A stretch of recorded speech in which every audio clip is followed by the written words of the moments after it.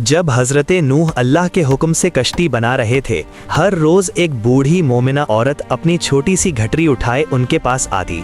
वो कहती, ए अल्लाह के नबी, कश्ती कब रवाना होगी? हजरत नूह मुस्कुराकर फरमाते, अभी देर है, वक्त आने दो। वो औरत वहां बैठी रहती, पूरा दिन इंतजार करती, फिर शाम होते ही घर वापस चली जाती। ये सिलसिला कई दिनों तक चलता रहा।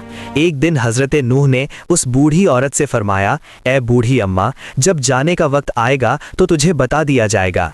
वो सर झुकाकर चल दी, मगर दिल में यकीन था कि जब कश्ती चलेगी नबी जरूर बुलाएंगे। वक्त गुजरता गया, फिर अल्लाह का अजाब आ गया। जमीन पर तूफान बरपा हो गया, पानी हर तरफ फैल गया और हजरत नूह की कश्ती रवाना हो गई। लेकिन हजरत नूह उस औरत को बुलाना भूल गए।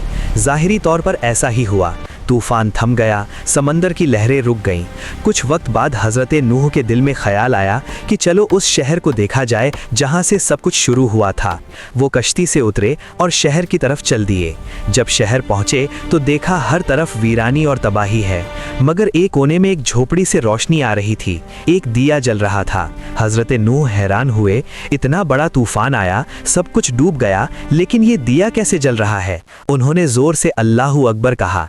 झोपड़ी का पर्दा उठा, वही बूढ़ी औरत घटरी उठाए बाहर आई और मासूमियत से बोली, या नबी अल्लाह, क्या कश्ती अब तैयार है, चलें? हजरत नूह की आंखें हैरत से फैल गईं। उन्होंने पूछा, ए बूढ़ी अम्मा, तुझे कुछ भी पता नहीं चला? औरत ने सादा दिली से जवाब दिया, क्या नहीं पता चला या नबी अल्लाह? हजरत नूह बोले, इतना बड़ा तूफान आया, दुनिया डूब गई, बारिशें बरसीं, लोगों पर अजाब आया और तुझे कुछ खबर नहीं? वो औरत मुस्कुराकर बोली, या नबी अल्लाह, एक दिन बादल थोड़े गरजे थे और हल्की सी फुहार पड़ी थी बस।